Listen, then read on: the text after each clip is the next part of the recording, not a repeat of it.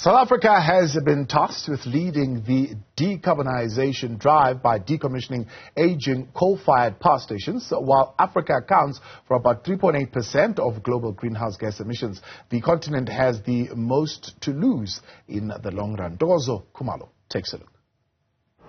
The Global West is revitalizing efforts to reduce carbon emissions from fossil fuels. But this time around, it wants global nations like South Africa on board to realize gains in the near future. Measures to reduce emission by over 60% by 2050 can save $22 trillion, reduce peak load demand by 1.5 to 2 terawatts. Global carbon budgets forecast emissions from fossil fuels to total 36.8 billion tons this year, a 1.1% jump from 2022.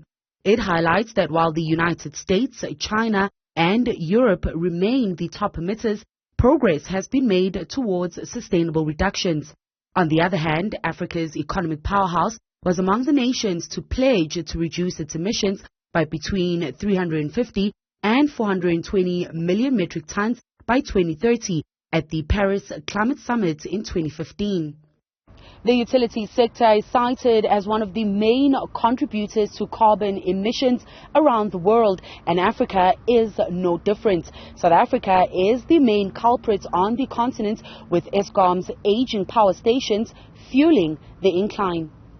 Eskom's almost $500 million Just Energy Transition Plan was approved by the World Bank last year and informs the utility on how to go about decommissioning the 56-year-old Komati coal-fired power plant and other aging stations, as well as repurpose the project area with renewable energy batteries.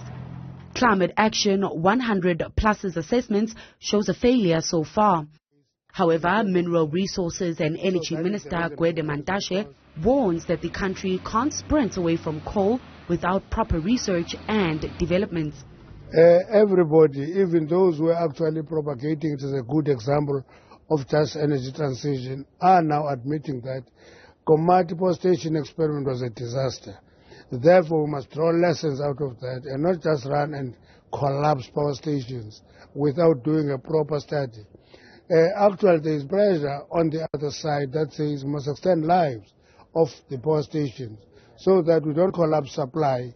Mantashe further sounds the alarm on the importance of African nations having the freedom to implement their own sovereign energy plans and not to be dictated by the West that is, in fact, reversing back to coal.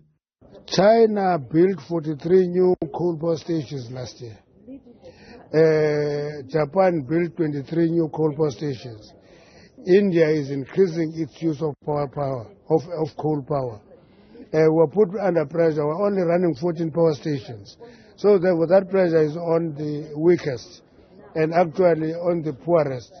The Orlando Towers is an example of how decommissioned coal-fired power stations can be repurposed. But when we turn our attention to the rest of the continent, the conversation moves away from coal to oil and gas. The transition, oil and gas will remain for quite a long time, and so we need absolutely to produce oil and gas in a different way by slashing down emissions, and we can do it. Cecil mines coal in South Africa, produces gas in Mozambique and oil in Gabon, and is the biggest emitter of greenhouse gases in the country. Its Executive Vice President of Sustainability and Integrated Services, Vuyo Kahla, says their decarbonization journey is complex.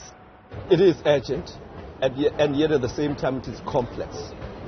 If you take, for example, in relation to Sasol, we are in the hard-to-abate sectors. We involve in a coal-to-liquids process that has a high intensity in respect of carbon. They too have set themselves ambitious targets. We've set ourselves that by leading to 2030, we will reduce our own coal intake by a quarter and start bringing in energy sources or feedstocks with lower carbon intensity. The debate continues to rage on at COP28 as just how far the continent should move away from fossil fuels to greener energy. For Newzroom Afrika, I'm Ntokozo Khumalo in Johannesburg.